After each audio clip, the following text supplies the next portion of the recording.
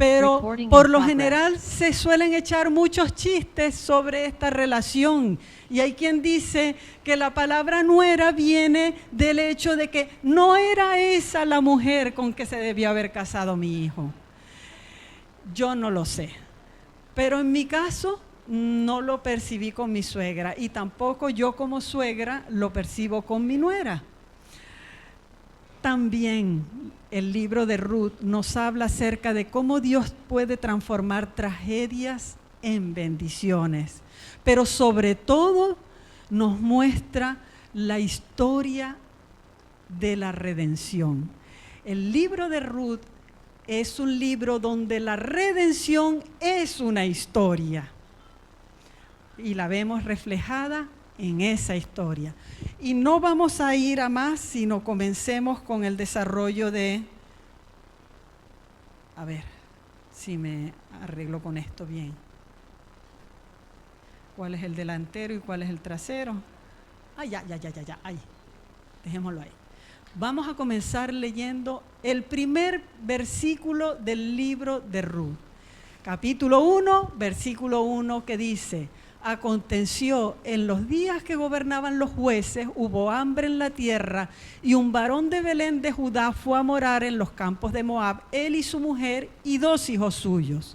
Y luego dice que los nombres eran Elimelech, la mujer era Noemí, y sus hijos Malón y Kelión. ¿Qué hace inicialmente este capítulo? Nos ubica en el momento histórico en el que suceden los hechos y nos dice que fue el tiempo en el que gobernaban los jueces. El libro de Ruth se encuentra entre el libro de los jueces y el libro o los libros de la monarquía, que son Primera y Segunda de Samuel. Samuel fue el último juez en Israel, el que inaugura la época de la monarquía cuando unge al primer rey Saúl y al segundo David. Pero los hechos que se narran en el libro de Ruth suceden en el tiempo en el que gobernaban los jueces. Si nosotros vamos al libro de los jueces y lo leemos, vamos a ver que es un libro de mucha inestabilidad política y moral. El pueblo, como ya Mari está señalando, estaba así, a veces arriba, a veces abajo. ¿Qué pasaba? Pues que la nación toda se había apartado del Señor. Yo había dicho que no iba a necesitar agua, pero ya me está faltando. Elías, ábremelo, porfa. Gracias. La nación toda se había apartado del Señor y había caído, se había sumido en la idolatría, en la apostasía. Debido a eso, pues, se habían desviado de el plan de Dios. Y pues las cosas se habían desviado muchísimo. Cuando vemos en el libro de Ruth que dice que hubo hambre en la tierra, esto nos puede hacer pensar un poco acerca del motivo por el cual se desató el hambre. Sabemos que cuando nos alejamos del Señor, también se alejan las bendiciones. Así que probablemente el hambre en la tierra se debiera a la condición en la que estaba la nación sumida. Ahora, el punto aquí es que dice el texto que un varón de Belén de Judá, llamado Elimelech, decide salir con su familia de Belén para ir a vivir a Moab. Belén significa casa de pan. Y lo ilógico de esta decisión es que, mi madre, que yo no sé pasar esto. Toma.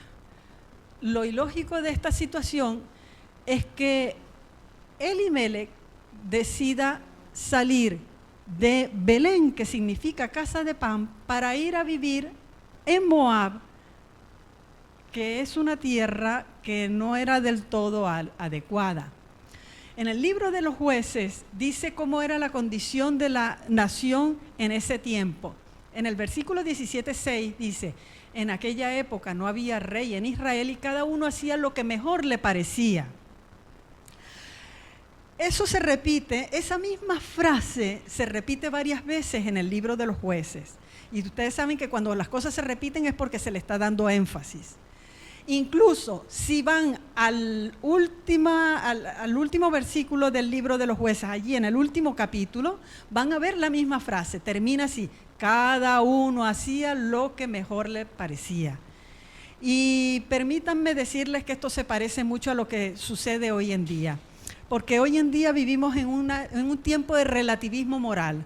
Cada quien decide lo que está bien y lo que está mal. Si a mí me gusta, está bien. Si yo pienso que eso es lo que va para mi vida, a mí no me importa lo que le pase al otro. Eso es lo que se está viviendo hoy. Pues en aquella época era algo por el estilo. Cada quien hacía lo que le parecía bien. Nadie era la conciencia de nadie. Y este hombre dice: me voy a Moab.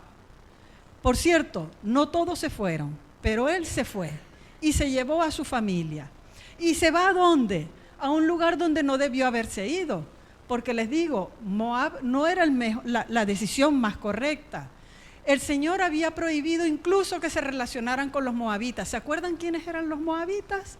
Eran los descendientes de Lot. Lot tuvo 2 hijas y ambas cometieron incesto con su padre y tuvieron hijos, Amón y Moab.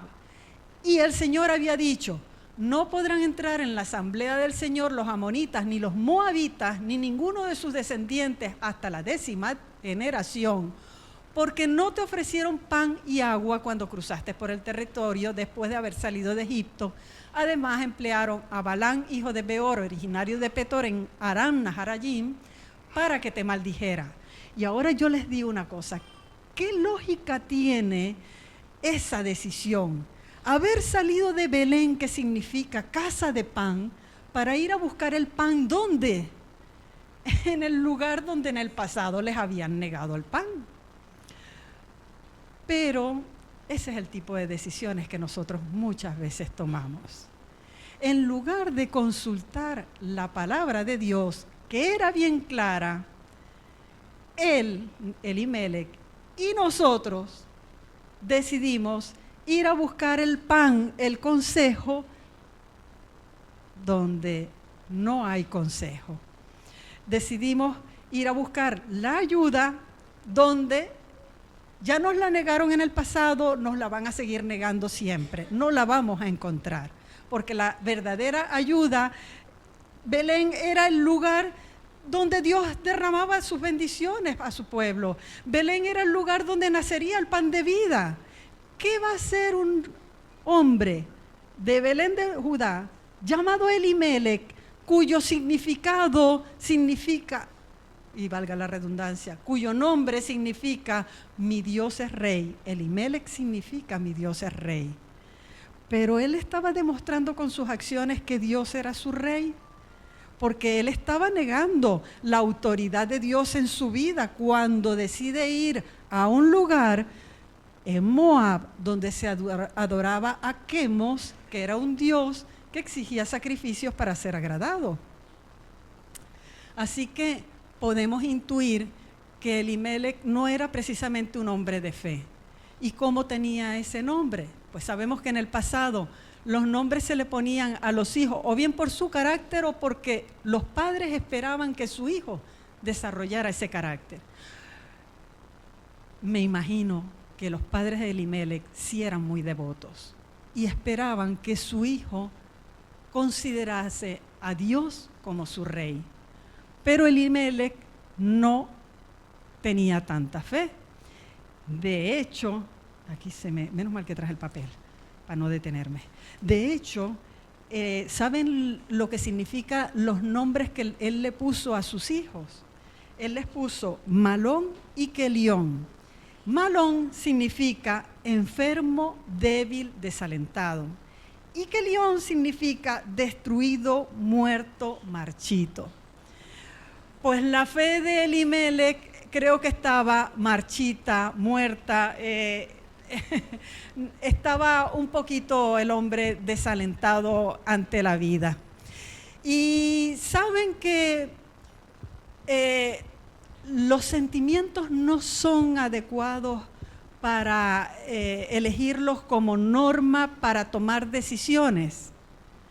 Es decir, no se les ocurra nunca tomar una decisión importante cuando están tristes, cuando están angustiados, cuando tienen miedo o cuando están muy alegres, porque por lo general los sentimientos engañan y llevan a tomar decisiones erróneas. Y Elimelec precisamente ni consulta al Señor ni hace las cosas adecuadamente en el momento requerido, porque se deja llevar por la angustia del momento, cosa que es lógica, porque después de todo, si yo tengo a cargo a mi familia que se está muriendo de hambre, yo voy a buscar una solución. Pero ¿dónde busco yo la solución? ¿Dónde busco yo la solución?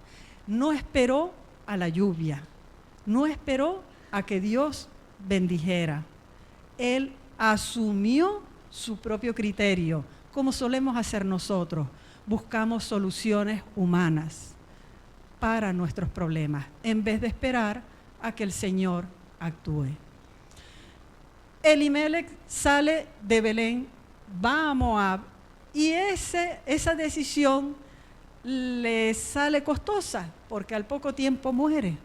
Lamentablemente no vivió mucho para contarlo.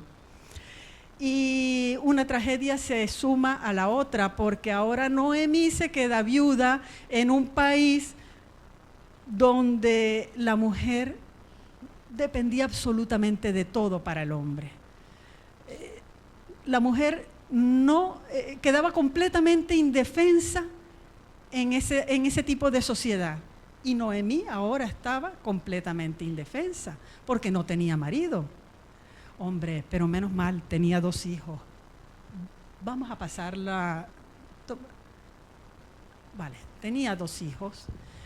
Pero ¿qué pasa cuando estos chicos crecen en un lugar donde todas las chicas que están ahí, muy bonitas, son paganas? No temen al Señor, son idólatras. Porque en Moab, ¿quiénes vivían? Gente idólatra, ya lo dije. El Señor ya les había prohibido otra vez que no se consulta la palabra de Dios. Había dicho, el Señor tu Dios te hará entrar en la tierra, eso está en Deuteronomio, que vas a poseer, y echará de tu presencia 7 naciones más grandes y fuertes que tú los nombras, tal. Y entonces dice, tampoco te unirás, él dice que no hiciera pacto con esas naciones, y tampoco te unirás en matrimonio con ninguna de esas naciones. No darás tus hijas a sus hijos, ni tomarás sus hijas para tus hijos, porque ellas los apartarán de mí y los harán servir a otros dioses. El consejo del Señor era, pues, lo que ya siempre hemos oído y lo que nosotros también hemos aconsejado muchas veces: no te unas en yugo desigual. Lo dice Pablo también en 2 Corintios 6:14. No formes alianza con los incrédulos, que tienen en común la justicia y la maldad. ¿O qué comunión pueden tener la luz y la oscuridad? ¿Saben? Cuando hay diferencia, las diferencias pueden generar mucho dolor, porque la desigualdad hace que cada uno tire para su lado. Y eso es lo que el Señor quiere evitar, el dolor en nuestras vidas. Y por eso nos dice, no debemos unirnos, no hacer alianzas con el que es diferente. Pero aquí yo me detengo, porque también les quiero decir una cosa: el Señor no está limitado a las reglas. Y a veces el diferente no es como nosotros pensamos. Porque a veces encuentro que el que está afuera puede tener más fe que el que está dentro. Y eso lo veo en esta historia. Por eso nunca debemos juzgar. Nunca debemos considerar ni desechar a nadie y decir, este no tiene solución, porque no sabemos lo que Dios está haciendo en cada corazón. ¿Qué sucedió con estos dos chicos que crecieron allí? Pues se casaron con dos moabitas. Malón y Kelión se casaron con Ruth y con Orfa, como era de esperar.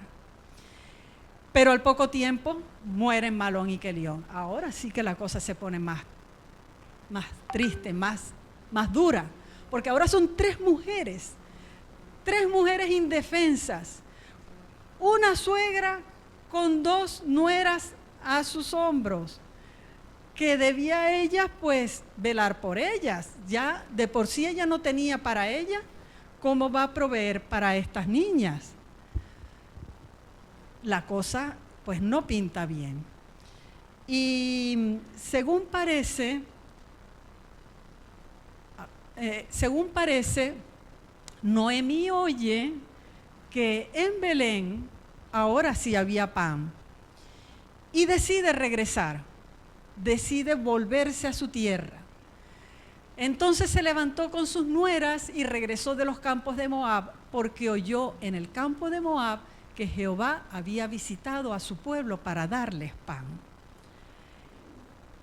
Yo aquí no me quedo, yo por lo menos regreso a mi casa, que allí conozco a mi gente, conozco lo que hay y hay pan. Pero ¿saben cómo es la mente humana que empieza a trabajar? Ella sale con sus dos nueras, pero mientras va de camino, empieza a pensar, ¿y yo qué hago con estas dos niñas ahora?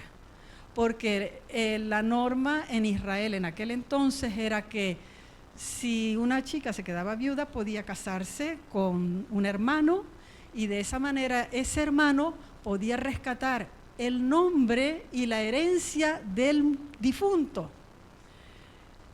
Pero Noemí no tenía más hijos. Ella no podía ni siquiera pensar en tener más hijos porque ya era mayor, y ese es el dilema que entonces ahora ella les presenta mientras iban por el camino. Les dice, hijas mías, regresen a casa de sus padres. Regresen porque ya yo soy vieja, o sea, ya yo no tengo más hijos y soy vieja para darles un marido. Por lo tanto, ustedes no tienen esperanza de poderse casar y poder tener marido. Mejor se van, vuelvan atrás, vayan a las casas de sus padres. Y aquí yo vuelvo otra vez a detenerme, porque es que yo aquí veo tanta relación entre esta historia y lo que nosotros muchas veces hacemos, las meteduras de pata que nosotros cometemos, y todo por no consultar al Señor, todo por seguir mi criterio y no ver lo que el Señor me aconseja. ¿A dónde les está diciendo que regrese? A la idolatría nuevamente. Y es que nosotros vamos a trabajar con una persona porque supongamos que le estamos dando estudios a una persona y le decimos, mira, la vida cristiana es lo mejor, y entonces resulta que esa persona ahora se le enreda la vida, porque es verdad que Dios no nos va a resolver todo porque vivimos en un mundo de pecado y igual vamos a estar luchando con los problemas de la vida, aunque seamos cristianos, que es así, que no pensemos que la vida cristiana es color de rosa después que nos bautizamos. Es que vamos a seguir enfrentando luchas, y a veces mayores que las del mundo, porque el mundo no tiene luchas, porque no lucha contra el pecado, se deja llevar por él. Pero nosotros sí los tenemos. El punto es que les decimos, mira, lo mejor que puedes hacer es la vida cristiana, tal, y después vemos que esa persona se le enreda la vida, no consigue trabajo, tiene problemas en su matrimonio, o qué sé yo qué, y mira, vuelve para atrás, vete para atrás, sigue con lo que estabas. Total, vas a estar más tranquilita ya. Eso es lo que le estaba diciendo Noemí a Ruth y a Orfa. Pensémoslo. ¿Cómo les va a decir regresen al lugar de donde las había sacado para que se pierdan para la eternidad? Después de haberles enseñado del Dios verdadero, les dice vuelvan para atrás. Y ustedes dirán, no, es que ya con su dolor no se daba cuenta. Que no se daba cuenta. Miren lo que dice aquí. Orfa se devuelve, la convence, es convencida. Pero Ruth se queda y Noemí le dice, mira, tu cuñada vuelve a su pueblo y a sus dioses, vuélvete con ella. O sea, era consciente de que la estaba devolviendo a sus dioses. Y con todo batalla porque quiere convencerla que se vaya. Y lo bonito es la respuesta que todos conocemos acerca de esta historia, que es la que por lo general se les suele sacar mucho provecho a esta frase. Sobre todo en las ceremonias de matrimonio, cuando se van a leer los votos, se suele decir esta frase: no insistas que te abandone o en que me separe de ti, porque iré donde tú vayas, viviré donde tú vivas. Tu pueblo será mi pueblo, tu Dios será mi Dios. Moriré donde tú mueras y allí seré sepultada. Que me castigue el Señor con toda severidad si me separa de ti algo que no sea la muerte. Y aquí es donde nos tenemos nosotros que poner a pensar. Habíamos dicho que no era conveniente unirse en yugo desigual. Habíamos dicho que el diferente trae problemas, muchos problemas. Pero miren el diferente, miren el que está afuera, cómo el Señor había ido trabajando en ese corazón. Porque un poco lo que estábamos estudiando aquí en la clase de visitas, el Espíritu Santo actúa y es como el viento que no sabes ni de dónde viene ni hacia dónde va, pero cumple lo que Él quiere hacer. El Espíritu Santo había estado trabajando en el corazón de esta niña. Y ella estaba decidiendo, mira, a mí no me importa si yo no tengo marido, que era una desgracia en aquel entonces. Una mujer sin marido era una desgracia. No tenía quien la representara, quien la defendiera, quien la ayudara, quien la sostuviera económicamente. No tenía nadie, estaba ella sola para defenderse y para todo. Y ella le dice, a mí no me importa si yo no tengo marido, no me importa si no tengo hijos. Otra desgracia para una mujer en Israel, no tener hijos. Yo decido que tu pueblo será mi pueblo, un pueblo al que no conozco, con el que no he tenido trato nunca, pero que yo ya he empezado a conocer a través de ti. Y tu Dios será mi Dios. Ruth estaba diciéndole a Noemí, mira, si yo me muero y vienen mis padres a reclamar mis huesos para enterrarme allá, no, déjame que yo muera donde tú mueras y sea sepultada allí. No quiero nada con mi pasado. Yo ya eso lo he olvidado. Yo no quiero ya tener relación con la idolatría, con el paganismo, con mi vida antigua. ¿Cuántos estamos dispuestos a renunciar totalmente de esa manera a nuestra vida pasada? Porque a lo mejor todavía estamos guardando cositas que nos agradan. Y ella se está perjudicando a sí misma. Porque al final Noemí le estaba buscando una solución humana. Mira, tus problemas se arreglan cuando ya tengas un marido, tengas una familia establecida.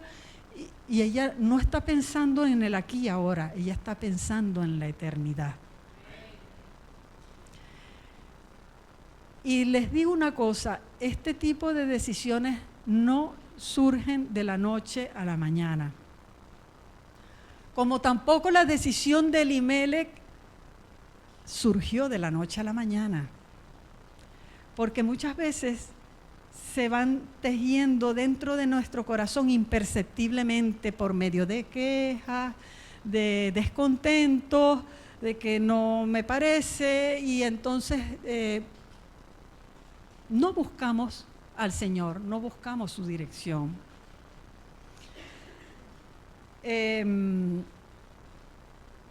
Regresan a Belén, regresan las dos a Belén.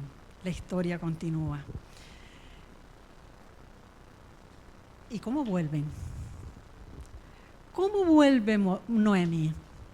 Vuelve con su vida destruida.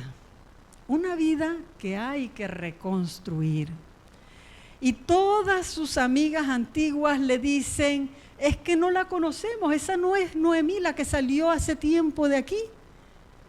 Porque la amargura se refleja en la cara, como también la paz se refleja en la cara, la paz del corazón. Noemí incluso llega a decirles, ya no me digan más Noemí, llámenme Mara, que significa amarga. Porque Noemí está reconociendo que lo hizo mal. Finalmente se está dando cuenta de que su decisión de salir de su tierra, de la tierra de la bendición, la tierra del pan, de la casa de pan, fue equivocada. Y reconoce que nunca debió haberse ido. Noemí vuelve, no vuelve triunfante. Es duro volver en esas condiciones, pero muchas veces la vida nos exige regresar atrás, porque hemos dado pasos inconvenientes hacia adelante y la vida nos pide que debemos regresar. ¿Pero dónde? ¿A dónde regresarías tú después de haberte equivocado? ¿Insistes en probar en otra cosa? ¿Insistes en que es solamente cambiar de amigos, cambiar de ambiente o cambiar tu forma de pensar? A lo mejor hay algo por ahí que, una nueva idea, una nueva ideología, doctrina, qué sé yo, puede ser un buen comienzo.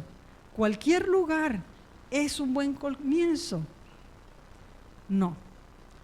Si vas a regresar, regresa al lugar adecuado. Regresa al lugar y a la persona adecuada.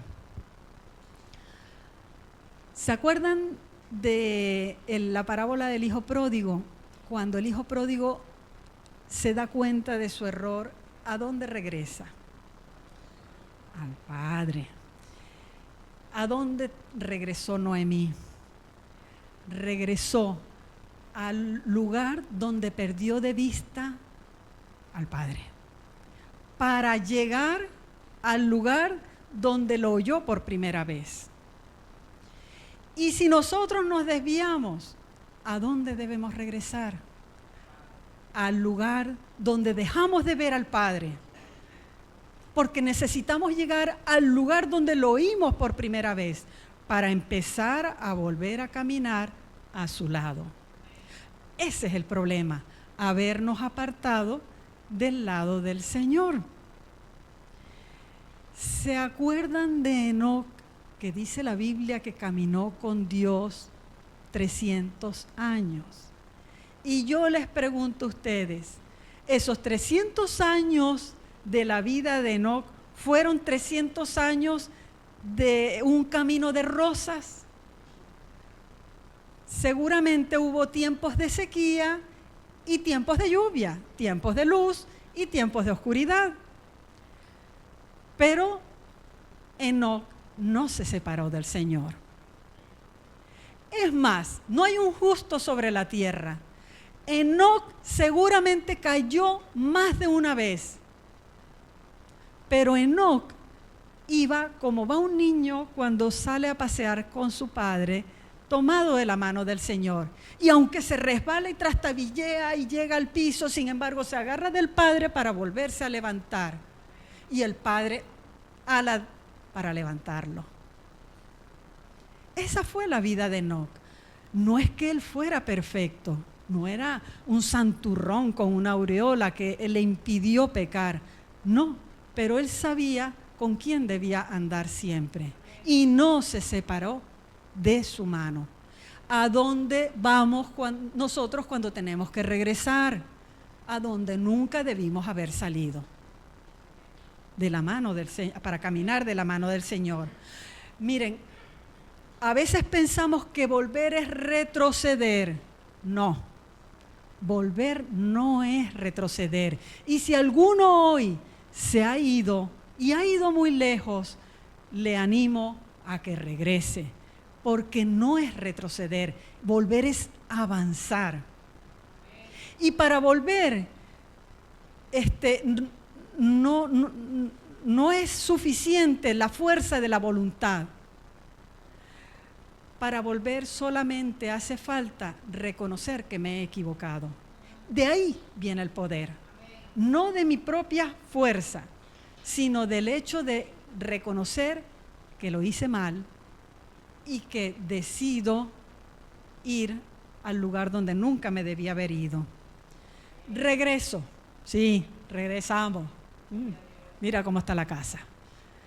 ¿Qué pasa cuando ustedes abandonan su casa por 10 años?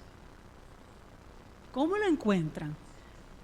Además de sucia, los techos caídos, las paredes destruidas, humedades, la hierba, la maleza metida dentro de la casa, los animales viviendo tranquilos dentro de ella. Es decir, la casa está que no se puede vivir en ella. ¿Y saben cuál sería nuestra decisión cuando regresamos y encontramos nuestra casa de esa manera? La tiramos abajo y empezamos una nueva. ¿O es que no hacemos eso? Aquí algunos, no sé si algunos cosen, pero a mí me pasa muchas veces. Estoy haciendo una labor y no me queda como yo querería, y lo que queremos es tirarla a un lado, cojo otro hilo y empiezo otra cosa. O no sé si a los albañiles les pasa lo mismo, que desearían, en lugar de tener que reparar lo que está viejo y destruido, derribar aquello y empezar todo de nuevo. Sí, Luis dice que sí, así que sí. No estoy inventando. Reparar es más difícil. Entonces, por lo general, esas son nuestras decisiones. Pero ¿saben qué nos diferencia de Dios? Que Él no es así. Porque el arquitecto divino, Él no desiste en su trabajo de reparar. Él primero no abandona su propiedad, nunca la abandona. Pero cuando nosotros la destruimos, Él no nos termina de destruir. Es más, Él nunca pensó en destruir esta humanidad y crear una nueva para que surgiera otra mejor. No, Él decidió ponerse manos a la obra y empezar a trabajar con los corazones rotos de esta humanidad.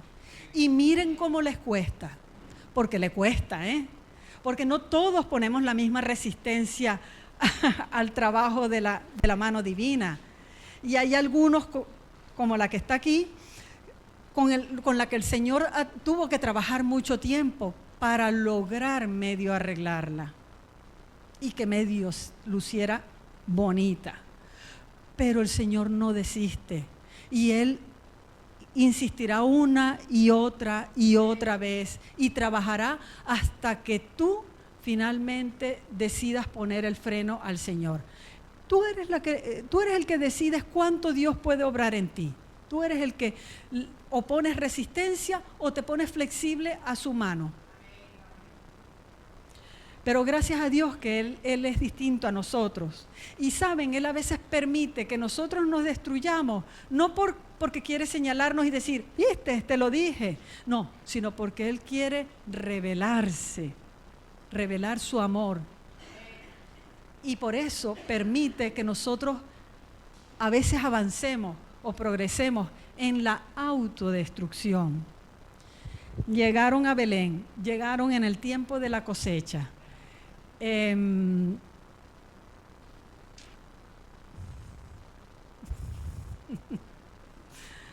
come esto. Me come Peter. Dale tú, porfa. Bueno, el punto es que llegaron a Belén en el tiempo de la cosecha y ya les estuvieron explicando, ya lo explicó Paulina, lo explicaron aquí la escuela sabática, que resulta que salen a recoger, a cosechar los segadores, pero no toda la cosecha, había la costumbre de que no se recogía exhaustivamente, sino que se dejaba parte de la cosecha, lo que caía en el suelo, se dejaba para los que eran pobres, de modo que pudieran recoger y con eso, pues, comer algo. Conociendo la ley, entonces Ruth le dice a Noemí: permíteme ir al campo a recoger espigas, que vaya dejando a alguien que yo le agrade. Y ella dice que salió y comenzó a recoger espigas en el campo detrás de los segadores. Y dio la casualidad de que el campo donde estaba trabajando pertenecía a Booz, el pariente de Elimelech.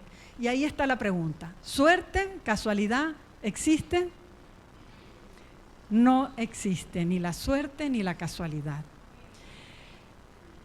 Y aquí es donde yo les digo que no solamente vemos una historia bonita, sino vemos cómo Dios obra en nuestras vidas para transformar tragedias en bendiciones.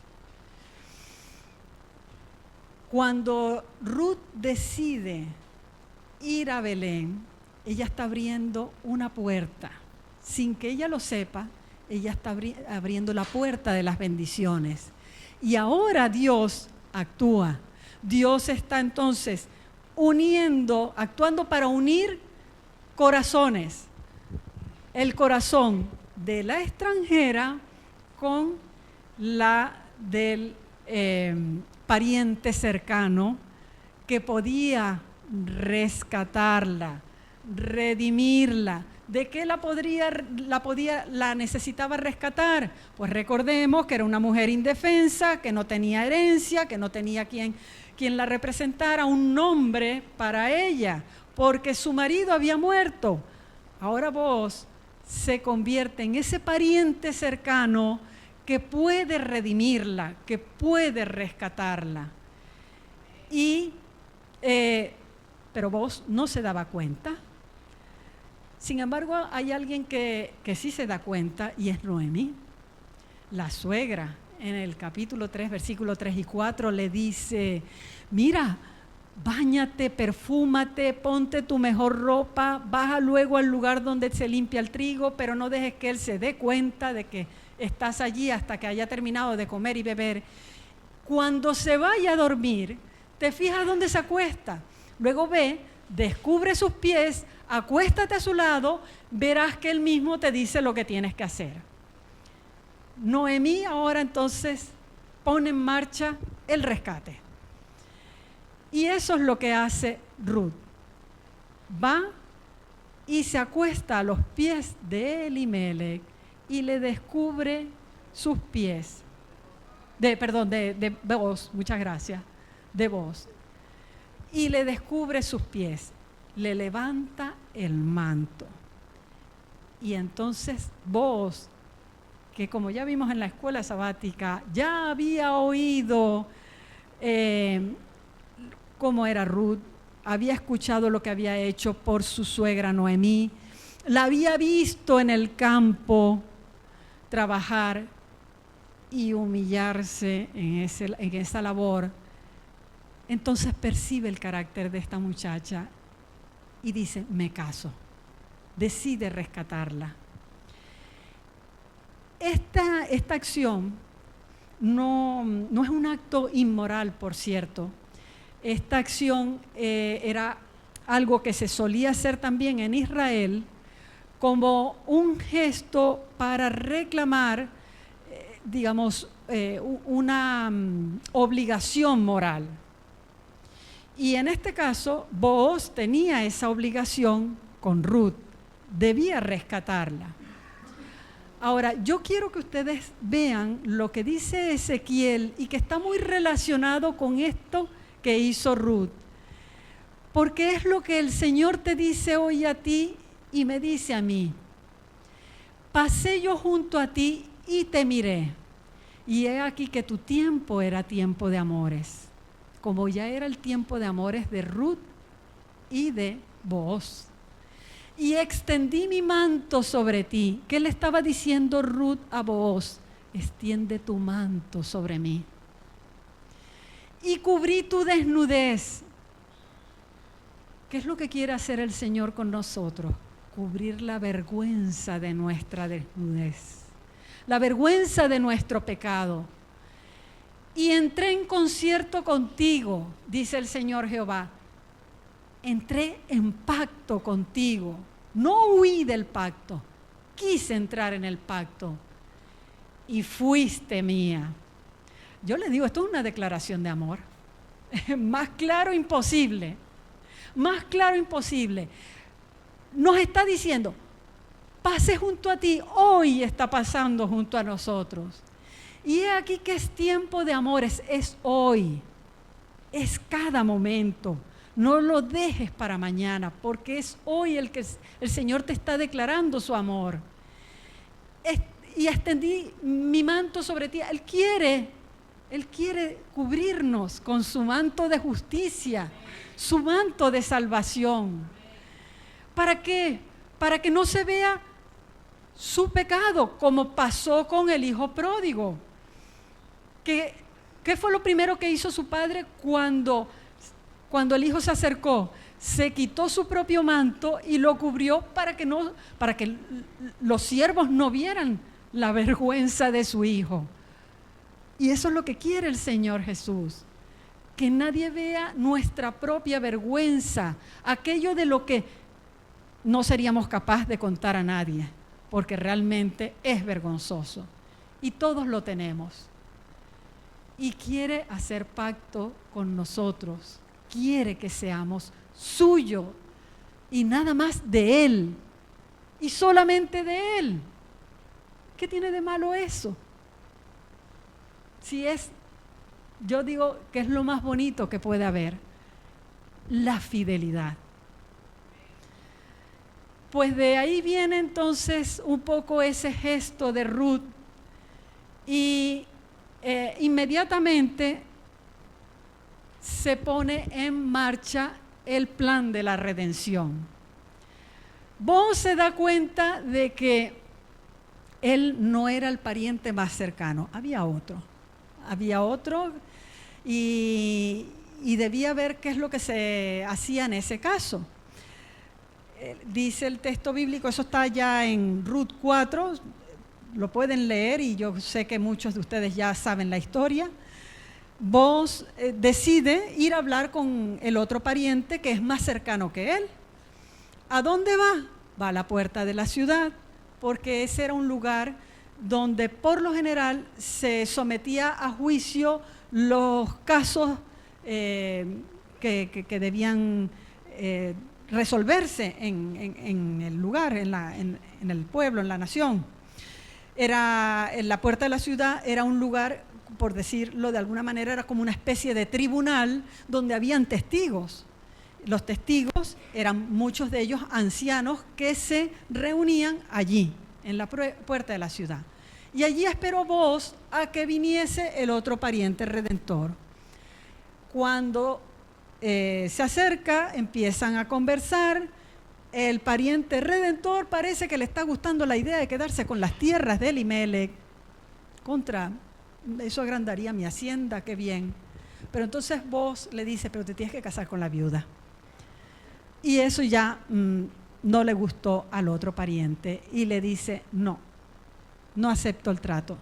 Renuncio a redimir, a rescatar. Y como señal, ya Paulina lo dijo en su sermón, se quitó su zapato, que fue un símbolo de transferencia, darle su calzado a Booz, era un símbolo de transferir la responsabilidad al otro.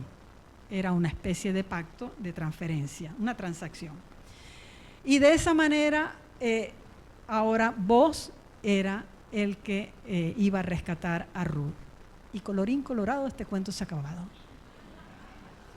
y fueron felices y comieron perdices. Pues no lo sé, a lo mejor tuvieron sus rifirrafes por ahí, no lo sé, es que, a ver, que es lógico, pero, fue un matrimonio bien llevado hasta el final, bendecido por el Señor, exactamente.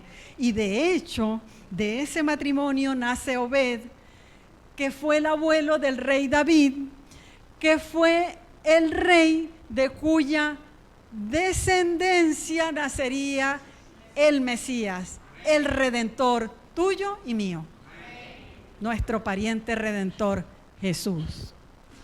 Y ahora sí ya me voy a quedar con el simbolismo profético de todo esto, porque esto es lo que le pone la guinda al pastel y creo que debemos aprovecharlo. Pregunto, ¿a quién representa Ruth? Al que está afuera. Al que está afuera. Ruth representa al que está afuera, al diferente, al extranjero, al que pensamos que no tiene solución, que no hay manera de salvarlo, que decimos, no, yo no pierdo el tiempo. Ruth representa a ese, al extranjero. Al pecador que se arrepiente. ¿Y a dónde va? A los pies de la cruz. ¿A dónde fue Ruth? A los pies de su Redentor. ¿Y cómo fue Ruth? En forma altiva, arrogante, humillada. Ya el mismo gesto de tener que doblar su espalda y poner su cabeza contra el piso para recoger las espigas era un acto de humillación. Y en este mundo donde la humillación se ve como una debilidad, ya les digo si es fácil eso. Ruth fue a los pies de su Redentor y nosotros, el pecador arrepentido, debe ir a los pies de su Redentor. No a cualquier lugar, por cierto, al lugar donde está el Señor Jesús. Ahora sí, dígame a quién representa Noemí. Pues ahora sí nos representa a nosotros, y más de una vez hemos ido por los caminos verdes pensando que lo sabemos todo y no le consultamos al Señor y nos apartamos. Pero ¿a dónde debe regresar Noemí? ¿A dónde debemos regresar nosotros? Noemí representa al pueblo de Dios que se separa, pero sabe a dónde tiene que regresar y regresa. Y de la misma manera regresa al lugar adecuado, correcto, y en la forma correcta. Humillada, humillación, humildad, no arrogancia. Esa es la forma como nosotros debemos regresar. Si tenemos que regresar 100 veces, pero 100 veces volvamos allá, que es el lugar donde debemos estar. Y vos, ahora sí también me lo pueden decir ustedes, ¿quién representa a vos? Es nuestro pariente redentor. Jesús es nuestro pariente redentor. ¿Por qué Jesús es nuestro pariente redentor? Es nuestro pariente más cercano. Jesús se hizo hombre, es como nosotros. Pero además tiene derecho legal para rescatarnos, como lo tenía vos. Vos no se salta las leyes. Vos va y primero cumple la ley de ir a buscar al que podía rescatar. No quisiste. Muy bien, ahora soy yo. Yo no me salto las leyes. Jesús no pecó ni una sola vez. Y porque no pecó ni una sola vez, tiene derecho legal para rescatarnos. Además, el pariente redentor debe querer rescatar, porque si no quiere, de nada sirve. Y Jesús vino libremente, voluntariamente, a redimirnos. Él no fue obligado en ningún momento. Y pagó un precio enorme por nuestro rescate. Pagó con su sangre, 1 de Pedro 18 y 19. Ese es el libro de Ruth. Y nosotros, pues no tenemos cómo pagar nuestra redención como no la tenía Ruth, porque no tenía nada. Y Noemí, ¿qué vamos a decir cuando ya lo que tenía estaba, todo lo había perdido en la vida? Nosotros no tenemos cómo pagar la redención, pero el Señor ya pagó por nosotros todo. Gracias a la redención, nosotros que éramos extranjeros, ahora somos de la casa. Formamos parte de la esposa, que se encontrará un día en la cena de las bodas del Cordero, ¿no? Qué bonito. De viudas pobres, hombre, que no teníamos nada, ahora somos una mujer honrada. Éramos invisibles, no éramos nada ni nadie, y pertenecemos ahora al Señor, formamos parte de su cuerpo. Somos parte de la familia de Dios. Gloria a Dios por eso. El Señor vino a buscar lo que se había perdido. Él está trabajando en nuestros corazones y lo único que nos pide es que no nos soltemos de su mano, que caminemos cada día con Él, que si te caes, tómate de su mano para levantarte y sigue caminando con Él. Que no te preocupes, Él no te va a dejar. Él seguirá intentándolo una y otra vez y seguirá trabajando en nuestros corazones hasta el final si nosotros no le ponemos obstáculos. Dios sigue construyendo nuestras vidas para la eternidad. Paulina, tienes que venir a anunciar el himno. Aquí está.